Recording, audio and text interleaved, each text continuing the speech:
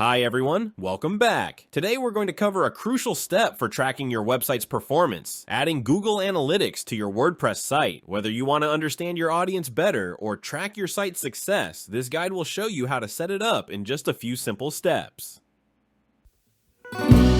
Let's get started. First things first, you need a Google Analytics account. Here's how to set it up. 1. Go to Google Analytics and sign in with your Google account. Click Start for free and follow the prompts to set up a new account.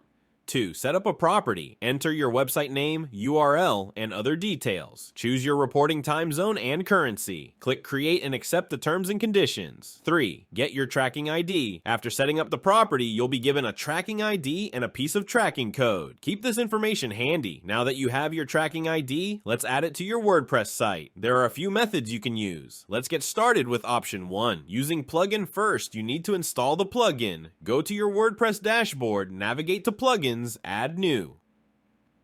Search for Google Analytics. We recommend plugins like Monster Insights. Click Install Now and then Activate. 2. Configure the plugin. Go to the plugin settings page for Monster Insights. Enter your Google Analytics tracking ID in the provided field. Save your changes, and that's it. You've successfully added Google Analytics to your WordPress site. Now you can start collecting valuable data on your site's performance and your visitors' behavior.